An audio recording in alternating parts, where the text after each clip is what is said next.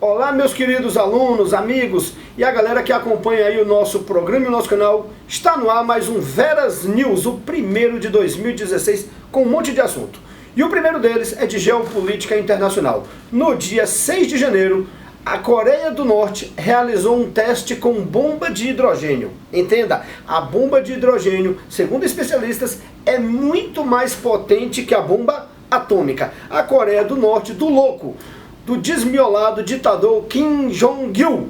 Pois bem, galera, a realização desse teste acendeu ainda mais a já tensa região da Península Ibérica, onde envolve ali elementos da geopolítica internacional seríssimos. China, Coreia do Norte, Coreia do Sul, Japão e a própria ação dos Estados Unidos ali como grande aliado do Japão e da Coreia do Sul se misturam nessa confusão toda, tá bacana? E não esqueçam, a Coreia do Norte, do ditador Kim Jong-il, é inimiga histórica dos Estados Unidos e da Coreia do Norte. Então a tensão é total. Ele fez um teste com uma miniatura de bomba de hidrogênio. Alguns até questionaram, será que é bomba mesmo, será que não é? Mas de qualquer forma, os laboratórios sismológicos internacionais conseguiram medir lá um abalo sísmico de 5,1 na escala Richter, o que mostra que houve uma explosão de grande impacto naquela região. Como essa explosão de bomba de hidrogênio deixa a situação na região ainda mais tensa, o Conselho de Segurança da ONU se reuniu às pressas. Você já estudou comigo em outros Veras News. O Conselho de Segurança é o órgão mais poderoso das Nações Unidas no que se refere à questão, como o próprio nome já diz, da segurança. É formado por 15 membros, sendo que 10 são provisórios e 5 são permanentes. Você lembra que os permanentes são Recife, Rússia, Estados Unidos, China, Inglaterra e França. O Conselho de Segurança se reuniu e resolveu, galera, aplicar mais sanções à já isolada Coreia do Norte, que ficará agora mais isolada ainda. Uma delas, por exemplo, voos que entrarem e que saírem da Coreia do Norte deverão ser inspecionados, segundo essa decisão do Conselho de Segurança. Então veja que é mais uma demonstração de força e talvez até de loucura do ditador Kim Jong-il. A situação, que já estava ruim, piorou ainda mais no dia 7 de fevereiro, quando a Coreia do Norte fez um teste com foguete. Um foguete. Segundo a Coreia do Norte, era um foguete para lançar um satélite ao espaço. Mas segundo os Estados Unidos, a Coreia do Sul e mesmo o Japão, na verdade era um teste com um foguete balístico. Foguete este, que segundo eles, pode até levar uma bomba atômica. Imagina, ele já tem a bomba atômica e tem o foguete para levar aos alvos, e dizem alguns estudiosos que esse foguete da Coreia do Norte já seria um foguete de longo alcance, que teria até a capacidade de chegar à costa oeste dos Estados Unidos. Imagina, lançado da Coreia do Norte, atravessa todo o Oceano Pacífico e sapeca, por exemplo, a Califórnia, o estado mais populoso dos Estados Unidos. Então não seria um foguete, seria um míssil. Tudo isso, galera, vou repetir, é um resquício da Guerra Fria e deixa mais tensa a já tensa região da Península Coreana. Tá bacana? O outro assunto que nós temos para trabalhar hoje, né, também de geopolítica internacional, é a execução do líder religioso xiita na Arábia Saudita. Lá no Oriente Médio, você já sabe que a religião predominante é a muçulmana, que se divide em dois grupos principais: os sunitas, que são maioria em toda a região, e os xiitas. Mas, gente, tem lugar onde os xiitas são mais e tem lugar onde os sunitas é que são mais. Lá na Arábia Saudita, a maioria absoluta é de sunita. E várias pessoas xiitas foram presas e levadas a julgamento. E agora, no mês de janeiro, 46 pessoas foram executadas lá na Arábia Saudita. Entre eles, um grande e respeitado líder religioso xiita de um nome bem difícil, Nimr al-Nimrits. Nimr al-Nimrits é o nome do camarada. Esse líder xiita foi acusado de adesão à ideologia radical, o Takfiri, né, que são os radicais sunitas, e ele prega lá mesmo contra a família real da Arábia Saudita. Logo, é inimigo mortal da família real. A família real deu um finado no camarada.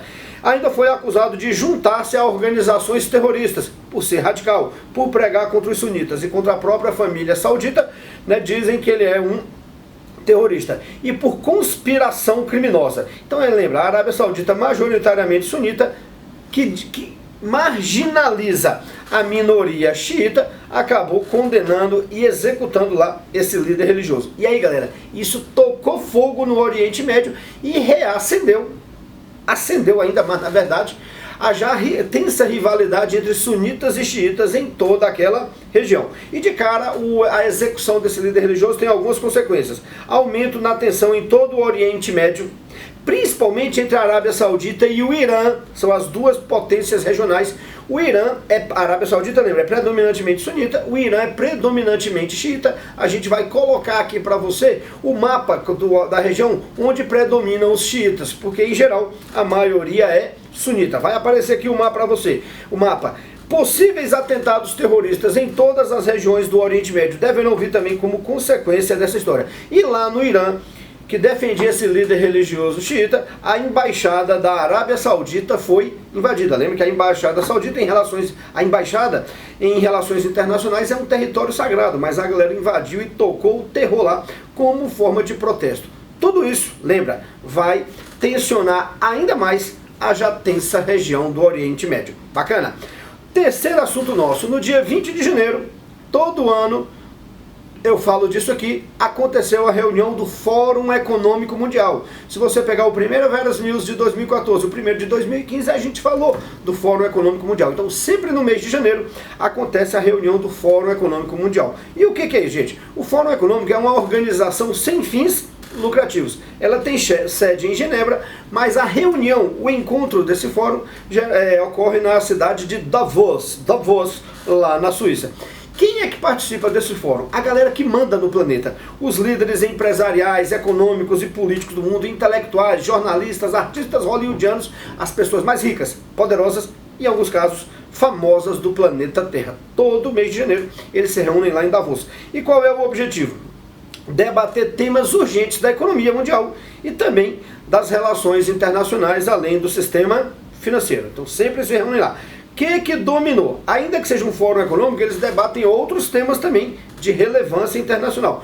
Quais os temas que dominaram o debate? Crise econômica nos países emergentes, principalmente nos BRICS.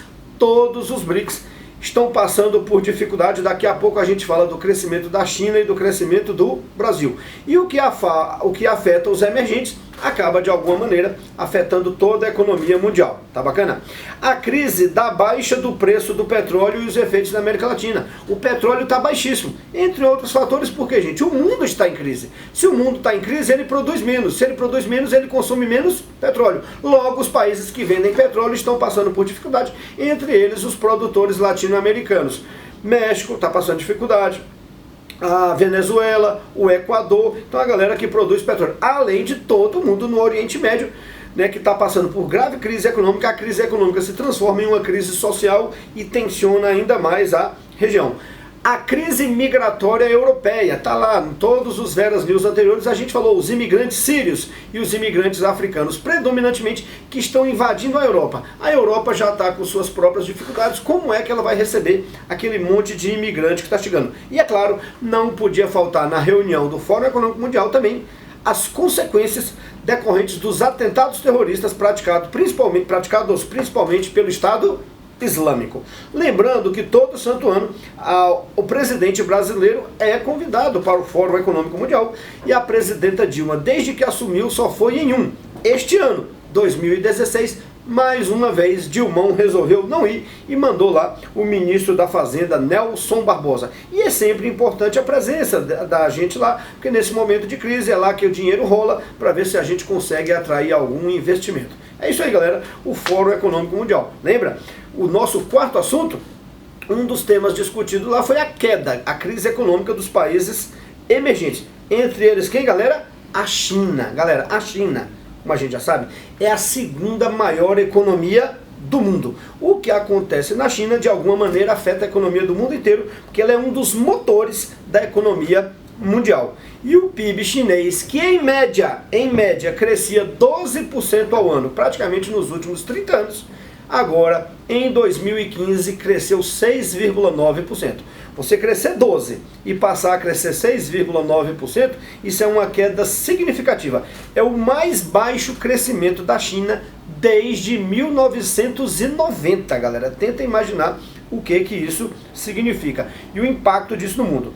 O setor de serviços na China respondeu por 50,5% do PIB. Quando se fala em China, a gente lembra de bugiganga, de produtos industrializados. O setor industrial sempre foi a base do PIB chinês, mas esse ano os serviços é que acabaram respondendo por um pouquinho mais da metade, 50,5%. Isso nos traz uma informação importante. A China, que sempre priorizou o setor industrial destinado à exportação para produzir bugiganga, entre eles essa xícara aqui que me deram de presente, essa caneca que me deram de presente, isso aqui é chinês, pode ter certeza. Então era um setor industrial para exportação, mas aí o governo chinês, como forma de minimizar os impactos da crise, resolveu fazer o quê? Investir no mercado consumidor interno. Mercado consumidor interno, destacando-se então agora a prestação de serviços. Tá bacana? Essa queda da economia chinesa afeta também o Brasil. Por quê? Porque para a China produzir, ela compra commodities brasileiras, principalmente minério de ferro, soja e companhia. Se a China não está produzindo, ela não vai comprar e a nossa economia acaba entrando em queda também. É isso aí, você vê a relação entre a economia chinesa e a relação com a economia brasileira, as duas hoje estão bem interligadas. Pois bem, senhores, também no mês de janeiro, o mês de janeiro pegou fogo, lá nos Estados Unidos, o presidente Barack Obama fez o famoso discurso à nação. Todo início do ano lá nos Estados Unidos, isso é uma tradição, o presidente vai até o Congresso fazer um balanço do ano anterior que ele fez e quais as expectativas para o ano seguinte. É um troço muito importante nos Estados Unidos, assistido por boa parte, transmitido ao vivo e assistido por boa parte da sociedade americana. Então todo ano é realizado numa sessão conjunta do Congresso, senadores e deputados. E basicamente, nesse discurso à nação, o Obama exaltou as conquistas dos seus 7 anos de governo, lembra que ele foi reeleito, e ao mesmo tempo criticou o Partido Republicano. Lembra que o Obama é democrata, ele criticou o Partido Republicano e os candidatos, os pré-candidatos a candidato a presidente do Partido Republicano. Lembra que nós já estamos lá vivendo as primárias eleitorais nos Estados Unidos. Tá? E o que mais o Obama criticou? Aquilo que ele faz e que os republicanos não gostam. Por exemplo, ele criticou o fato de os republicanos rejeitarem o aquecimento global. Boa parte dos parlamentares republicanos dizem que o aquecimento global não existe, como dizem, tanto que eles se baseiam nos chamados cientistas céticos, aqueles que dizem que esse fenômeno é natural e que não traz grandes consequências para o planeta. Tá? O Obama criticou o fato de os republicanos defenderem bombardeios a áreas civis lá na Síria. Lembra que os Estados Unidos estão bombardeando a Síria, liderando uma coalizão de países que bombardeia a Síria, mas a área, segundo eles, controladas pelo Estado Islâmico. Os republicanos acham que é importante bombardear muitas vezes aleatoriamente, mesmo que morram alguns civis. A morte de civis, segundo eles, é um efeito colateral da guerra.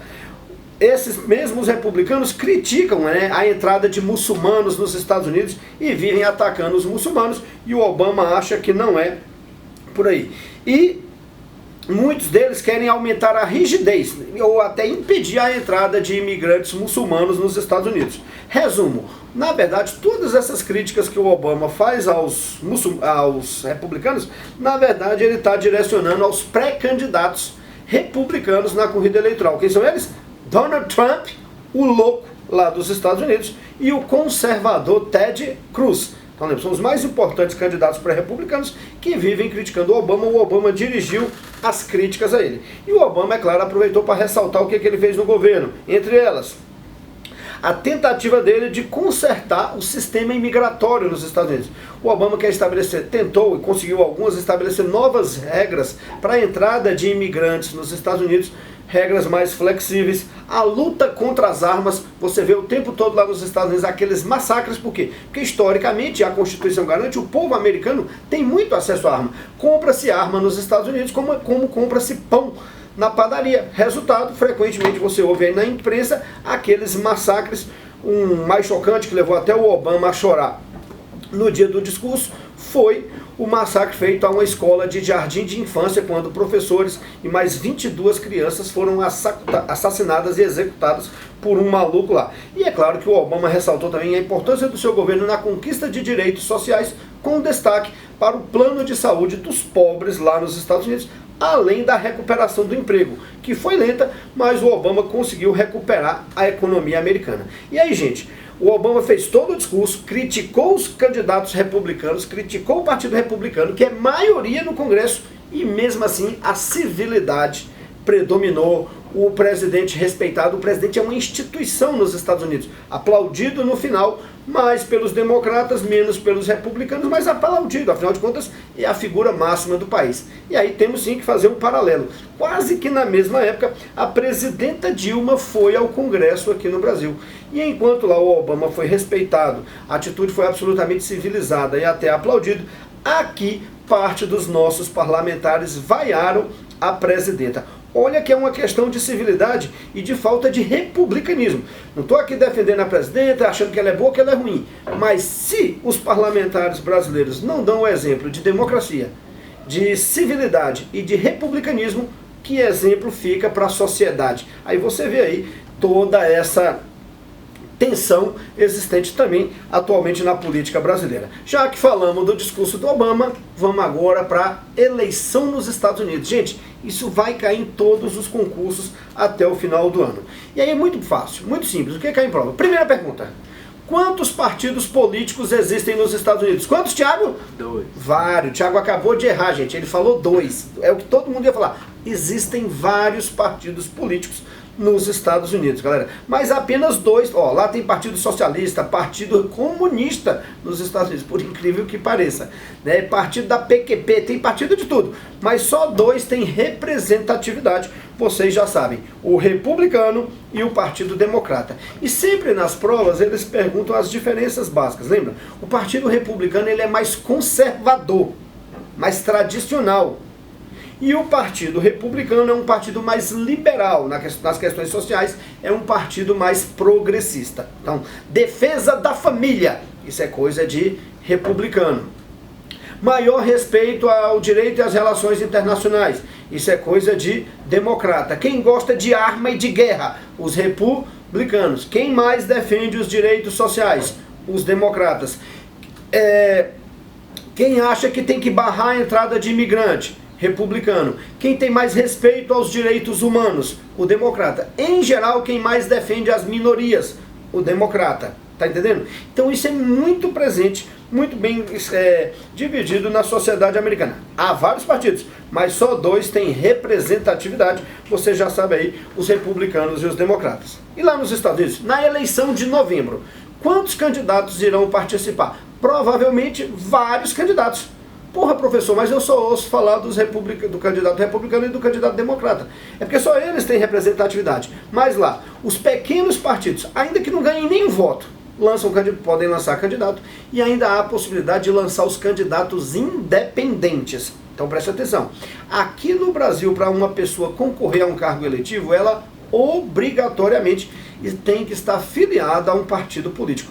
Lá nos Estados Unidos não há essa necessidade e aí acabam surgindo os candidatos independentes. Algum deles já venceu alguma vez na história? Não, nunca, nem chegou perto. Mas às vezes atrapalha, porque tira o voto de um determinado candidato. E quando tira o voto de um, acaba privilegiando o outro. Em geral, esses independentes são milionários que aproveitam a eleição até para aparecer, para divulgar o seu nome e outras coisas mais. Tá bacana? O voto nos Estados Unidos, também contrariamente aqui ao Brasil, o voto lá é facultativo. O peão só vai à urna votar se quiser. E o mais importante, gente, vai cobrar na sua prova. A eleição nos Estados Unidos é uma eleição indireta. Indireta. O povo vota. Mas o voto que vale mesmo é o voto dos chamados delegados, que são pessoas escolhidas pela comunidade para ratificar o voto que o povo dá na hora do presidente. Então lembra, o povo vota e aí depois os delegados de cada estado ratificam o voto popular. Quem é que escolhe o presidente então? Os delegados. Eles escolhem o presidente e o vice-presidente. São 50 estados nos Estados Unidos e cada estado tem os seus delegados. os delegados não são a mesma quantidade em todos os estados. Por exemplo, você tem o Maine com 5 e você tem a Califórnia com 50. Logo, você já percebeu que o número de delegados é proporcional ao número de habitantes, assim como como a quantidade de deputados, por exemplo, também. Então, quanto mais gente, maior a quantidade de delegados. Resultado, o povo vota e depois o delegado ratifica. O que acontece na equação final? Pode acontecer de, em geral, a maioria da população votar em João, mas os delegados ficarem com Chico. E por que isso acontece, galera? Que pela tradição funciona assim: o candidato que ganhou naquele estado no voto popular leva todos os delegados. Então imagina que lá na Califórnia nós temos 50 delegados. E a eleição, vamos supor que a eleição de novembro seja Hillary Clinton versus Donald Trump. Se a Hillary Clinton ganhar 50,9% dos votos e o Donald Trump ganhar 49,1%. Foi rachado, galera, foi pau a pau. O que traz? Quem vence no estado fica com todos os delegados. Apesar de no voto popular ter sido quase empate, aquele que vence no estado leva o voto de todos os delegados. Eles têm até uma expressão lá para chamar isso em inglês: The winner take it all. O meu inglês cearense é impossível. O vencedor leva tudo. Como é que é, Thiago? The winner takes it all. Me perdoe pelo inglês cearense aqui é foda. Tá entendendo, galera? E essa história de quem vencer leva todos os delegados acaba gerando essa loucura. Como aconteceu em 2000. O Al Gore, candidato do Partido Democrata, teve maioria do voto popular. Mas na hora H, quem venceu a eleição foi o Bush, porque ele tinha mais delegados. Tá bacana? Então, cada estado estabelece suas próprias regras eleitorais, diferentemente aqui do Brasil, que tem um código eleitoral nacional, não. Lá cada um cria sua própria regra, a eleição cada um faz da sua maneira, então tudo muito. Só que no final eles se entendem e acabam escolhendo o presidente dos Estados Unidos. É isso aí, galera. Pois bem, galera, nosso sétimo assunto, mais uma vez ela aparece aqui no nosso Veras News. Quem? A Venezuela, nossa parceira no Mercosul, a grande produtora de petróleo, que passa, assim como nós, lá por uma instabilidade política e econômica gravíssima, só que lá, lembre-se, muito mais grave do que está aqui. E é tão grave, galera, que veja, a inflação brasileira, que está girando aí em torno de 9, 10% ao ano, lá na Venezuela chegou a 160% ao ano. Tenta imaginar, pessoal da minha geração, o pessoal que tem 4 décadas, sabe o que é uma inflação de 160%, a gente já sabe o que é inflação até de 5.000% ao ano. E 10% que a gente já está achando que é alta lá na Venezuela, 160%. E o PIB da Venezuela cresceu quanto? Negativamente, então menos 7,1%. Então, inflação altíssima, PIB baixíssimo, resultado, o presidente venezuelano Nicolás Maduro, el substituto de Hugo Chávez, decretou estado de emergência na Venezuela. O que é o estado de emergência? Olha o conceito oficial. Uma circunstância econômica extraordinária, excepcional, que afeta a vida econômica e social da nação, precisando de uma intervenção abrupta do Estado. Isso está previsto na Constituição venezuelana, não foi invenção do Nicolás Maduro, não. E essa intervenção, esse estado de emergência que permite a intervenção mais abrupta do governante, é feita de 60 dias e prorrogável por mais 60. E isso é feito por meio de decreto. Tá bom. Na prática, o que isso significa? A Venezuela, que já tem características bem arbitrárias, bem ditatoriais, acaba que esse decreto dá plenos poderes ao chefe do Poder Executivo, no caso o presidente, para adotar medidas que, segundo a Constituição, garantam o atendimento de bens básicos para a população. Então o Estado tem que intervir para que a população não fique sem aquilo que é absolutamente o que, galera? Necessário. Para que a economia não fique na mão do setor produtivo, do capital especulativo, para que o Estado possa atuar.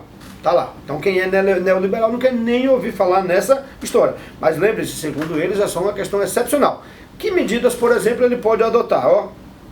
Importar bens com mais facilidade. O Estado pode flexibilizar leis para importar bens e não deixar faltar nada para população requerer a infraestrutura produtiva. Imagina que você tem lá uma ferrovia privada, o Estado fala, porra nenhuma, agora isso aqui é meu, eu é que vou usar do jeito que for necessário para satisfazer o atendimento básico da população. Dispensar licitações, lembra? A licitação do Estado para adquirir coisas é sempre algo muito burocrático, então em caráter emergencial pode dispensar licitações. É claro que você sabe que toda vez que dispensa licitações, seja no Brasil ou em outro lugar do mundo, fica sempre aquela margem para fraudes, falcatruas e coisas desse tipo. Adotar medidas para evitar a evasão fiscal, ou seja, mudar leis bancárias, leis de remessa de lucros para impedir que os dólares saiam do país. Lembra, tem que ter dólar para poder importar. Então, na prática, o Nicolás Maduro, que em virtude das muitas constituições, das mudanças constitucionais feitas pelo Hugo Chávez, já tem poder exacerbado. Com esse decreto de estado de emergência, ele fica mais poderoso ainda para intervir na economia e, é claro, na sociedade venezuelana. Beleza? Mudando um pouco de assunto, o nosso oitavo tema aqui é o tema da campanha da fraternidade da CNBB, a Conferência Nacional dos Bispos do Brasil, e outras igrejas cristãs brasileiras que também participam desse processo. Gente, e nesse ano o tema é o quê? Saneamento básico. Saneamento básico. Vou ler para você aqui, vai aparecer aqui o cartaz da campanha da fraternidade, né? Todo ano tem um cartaz, tem um livro, texto, vale muito a pena ler. E o mais importante, toda vez que a CNBB lança a campanha da fraternidade, o tema, que em geral é um tema social, é cobrado em concurso público. E saneamento básico envolve questão social e ainda envolve questão ambiental, o que aumenta ainda mais a chance de ser cobrado. Olha o tema, o acesso à água potável. O tema não, olha o que disse o Papa Francisco a respeito da campanha da fraternidade. O acesso à água potável e ao esgoto é condição necessária para a superação da injustiça social e para a erradicação da pobreza, da fome e da mortalidade infantil e ainda para a sustentabilidade ambiental. Então o Papa já deixou claro que além de uma questão social, o saneamento básico é também uma questão ambiental. E todo ano vem o tema da campanha. Qual é o tema? Casa comum, nossa responsabilidade. Casa comum, você já sabe, é a terra, nossa responsabilidade. Quero ver o direito brotar como fonte e correr à justiça, qual riacho que não seca. Vou repetir. Quero ver o direito brotar como fonte e correr à justiça, qual riacho que não seca. Então, o direito do acesso ao saneamento básico, que você já viu a importância. E aí, só para dar alguns números, meus amores, não precisa nem falar da importância do saneamento nesse momento de dengue, chikungunya, de zika, água parada, essa ladaia toda. Mas olha aqui, ó, 50% da população brasileira ainda não tem acesso ao esgoto. 50%. 40% do esgoto brasileiro é tratado. 60% logo não é tratado. A merda é jogada in natura no rio. O mesmo rio que tu tomas banho, o mesmo rio que é utilizado para agricultura e o mesmo rio de onde muitas vezes capta-se a água com merda para beber. Então você entende aí a importância disso. E você sabe, o consumo de água não tratada, que leva à diarreia e que leva à desidratação, ainda é o maior responsável pela mortalidade infantil no Brasil. Daí a fantástica preocupação da Igreja Católica e de outras igrejas cristãs brasileiras com a campanha da fraternidade. Beleza? Outro tema social importante para nós, nosso nono tema, ranking da educação. Gente, a OCDE, Organização para a Cooperação e Desenvolvimento Econômico, que é uma organização que em geral reúne os países industrializados, os países ricos, faz aí de vez em quando uma avaliação educacional, muito semelhante ao PISA, como se fosse aqui o nosso Enem, como se fosse o nosso SAEB, como se fosse a nossa prova Brasil. Então eles aplicam essa avaliação em 64 países, para ver se os meninos sabem matemática, leitura na sua língua materna e ciências, conhecimentos gerais em geral. Então são aplicadas essas três avaliações. Se o menino tem noção de conhecimentos gerais, ciência, se o menino domina a matemática básica e se o menino sabe ler e interpretar um texto. E aí, o Brasil foi um dos que participou dessa avaliação da OCDE. E nós temos uma notícia boa e uma notícia ruim. Qual que vocês querem primeiro? A boa, vamos lá. Qual é a notícia boa? O Brasil reduziu o número de alunos com baixo rendimento. Então a nossa molecada melhorou na leitura, melhorou na matemática, melhorou nas ciências. A gente melhorou. Qual é a notícia ruim? Qual é a notícia ruim? O Brasil está entre os 10 piores países avaliados. Se a gente melhorou, porra, e ainda continua entre os 10 piores, significa que a gente é uma desgraça. E agora a gente só é muito ruim. Tá entendendo a parada? Mas a gente deu essa melhorada aí. Ou seja, galera, melhorou, mas foi muito pouco. De toda maneira, isso reflete o que vem acontecendo com a educação brasileira nos últimos 20, 25 anos e que sempre é cobrado em prova de concurso. O país universalizou o acesso ao ensino fundamental, aumentou o acesso à faculdade e ao ensino médio. Então o Brasil avançou quantitativamente, mas ainda carece de avanços significativos na qualidade da educação brasileira. A gente deu o primeiro passo, que é universalizar, agora faz falta para o país melhorar a qualidade daquilo que ensina. Tá bacana? Então tá aí esse resultado da educação brasileira. E agora outro assunto de geopolítica, nosso 10º assunto. Hoje é assunto pra caramba. Gente, o presidente Barack Obama, pelo Twitter, tá todo mundo tweetado agora, anunciou, e isso foi confirmado pela Secretaria de Estado nos Estados Unidos, que o Obama visitará a ilha de Cuba nos dias 21 e 22 de março. Agora, gente, nos próximos dias, o Obama irá a Cuba e isso é absolutamente histórico. Há 88 anos, um presidente americano não bota o pé na ilha de Cuba, você sabe, principalmente depois que os dois viraram inimigos lá com a Revolução Cubana de 1959. O que o Obama vai fazer lá, galera? Vai tentar aprofundar a retomada das relações diplomáticas e comerciais com Cuba. Relações essas que foram suspensas em 1963, mas que você já viu em Veras News anteriores, que desde o final de 2014, os dois países já vinham dialogando, tanto que eles já retomaram as relações diplomáticas, um já abriu embaixada na casa do outro. Nunca nos últimos 60 anos aí, americanos viajaram tanto para Cuba, flexibilizou as viagens de americanos para Cuba, a remessa de dólares americanos para Cuba, e tudo isso tem sido muito importante para aquecer a economia cubana. Então o Obama vai lá tentar intensificar essas relações. Quiçá isso resulte aí no futuro no fim do embargo econômico. Então vou até repetir o que eu já repeti em outro programa para vocês. Ocorreu a retomada das relações diplomáticas entre Estados Unidos e Cuba, mas ainda existe o embargo econômico, não foram normalizadas as relações econômicas. E o outro objetivo do Obama é debater temas relativos aos direitos humanos, até porque uma das exigências para que os Estados Unidos acabe de vez com o embargo econômico é que Cuba respeite os direitos humanos. Lembra? Lá muito preso político, muita gente é torturada lá por se opor ao regime cubano. Tá bacana? E aí lembre-se que nessa tentativa de acabar com o embargo econômico, o Obama já fez esse pedido ao Congresso, para que acabe. Só que o Congresso é de maioria republicana, conservadora, ligada aos cubanos norte-americanos que têm poder econômico. E o Congresso não permitiu o fim do embargo. O Obama acabou se aproveitando do seu poder e usou alguns decretos para flexibilizar esse embargo. Mas não acabou, o embargo continua. Acompanhem, essa visita será absolutamente histórica e será cobrada nas provas. E Cuba está na crista da onda, os Rolling Stones vão tocar em Cuba também, e de graça. Porra, aqui é caro pra porra, e lá em Cuba, até porque lá em Cuba, se eles forem cobrar, não rola, porque o povo não tem grana, tá entendendo? Rolling Stones em Cuba. Pois bem, senhores, e para finalizar nosso 11º assunto, hoje a gente está uma máquina nesse Veras News. Agora, gente, no início do mês de março saiu o resultado do PIB brasileiro de 2015, lembra?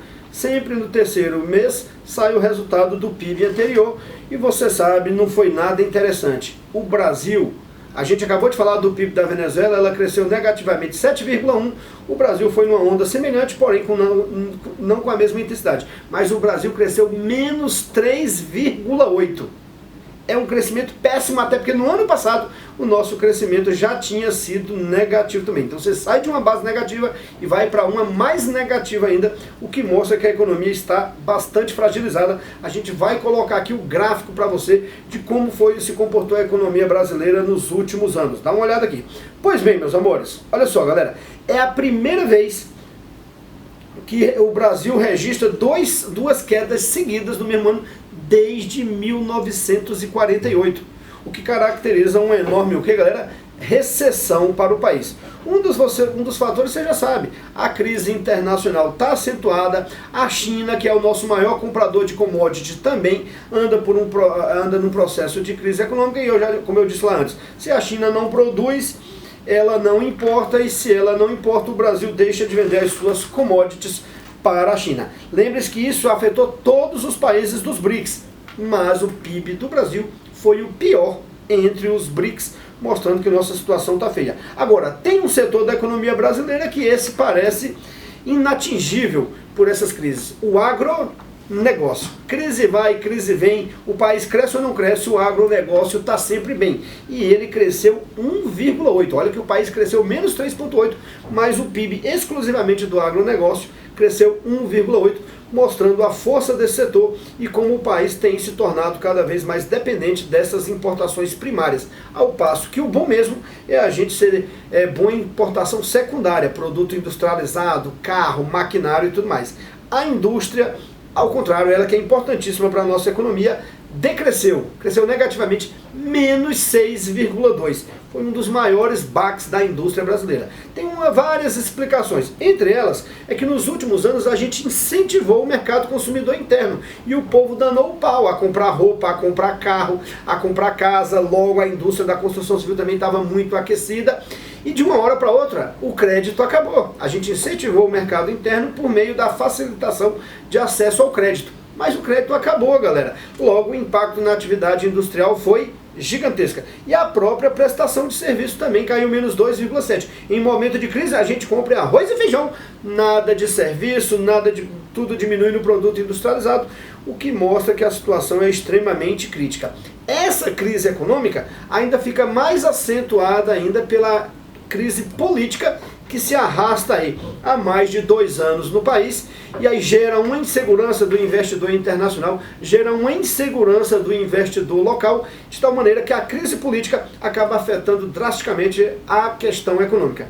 E de crise política, o ponto máximo, o ápice dessa crise política, até das rupturas, de o que muitos consideram uma ruptura da democracia, outros não consideram que a solidificação da democracia, porque está previsto no nosso ordenamento jurídico, está previsto na nossa Constituição, é a abertura do processo de impeachment. Então está aberto um processo de impeachment contra a presidente da República, e nessa parte que envolve elementos constitucionais, aí eu não tenho competência para falar disso. Logo, a gente trouxe aqui mais uma vez a nossa convidada, a professora Denise Vargas, nossa mestra em Direito Constitucional, para falar a respeito do processo de impeachment na parte constitucional. Denise, é com você. Olá, queridos, estamos aqui de volta no Veras News, dessa vez falando de impeachment. Há alguns meses já, a imprensa corriqueiramente vem lançando informações sobre impeachment e a gente recebe muitas dúvidas sobre esse assunto. Bom, o processo de impeachment ele é um procedimento político-jurídico que visa apurar crimes de responsabilidade cometidos por alguns agentes políticos, dentre eles o presidente da República. Vocês estão acompanhando desde o ano passado que foi oferecida por alguns cidadãos uma denúncia por crime de responsabilidade contra a presidente Dilma perante a Câmara dos Deputados, né? O presidente da Câmara, o Cunha, recebeu essa denúncia por crime de responsabilidade, mas houve um questionamento perante o STF. A presidenta disse que não teve o direito de defesa, né? Todavia, o STF, provocado numa ADPF, Arguição de Descumprimento de Preceito Fundamental, a 387, pelo PCdoB, acabou fixando no ano passado o trâmite que deve ser aplicado a esse processo de impeachment. Houve recurso por parte do presidente da Câmara, esse recurso foi julgado e no dia 7 saiu o resultado. Há um novo recurso e até o dia 16 o Supremo deve julgar esse novo recurso. Mas o que está fixado com relação ao processo de impeachment da presidente Dilma? Esse processo ele é feito em 2 fases e é um comando constitucional. Ele é feito numa fase perante a Câmara e uma outra fase perante o Senado. Por enquanto, ele está na fase da Câmara ainda, Câmara dos Deputados, né? O que acontece? O processo, a denúncia ela foi recebida porque ela estava em ordem, estava corretinha, foi oferecida para o cidadão, estava com com a assinatura autenticada em cartório, estava narrando a prática de um crime de responsabilidade, estava tudo ok, o presidente da Câmara recebeu. Depois do recebimento, foi feita uma comissão especial. Só que ali houve um imbróglio, porque o PCdoB questionou como é que deve ser a eleição dessa comissão especial, né? E o Supremo definiu agora, no dia 7 de março, que essa comissão especial, que é formada por 65 deputados federais, ela deve ser eleita, ela deve ser escolhida, né? Ela deve ser composta por membros de todos os partidos, dependendo da proporcionalidade indicado pelos líderes. E que as deliberações dessa comissão devem ser em votação aberta, né?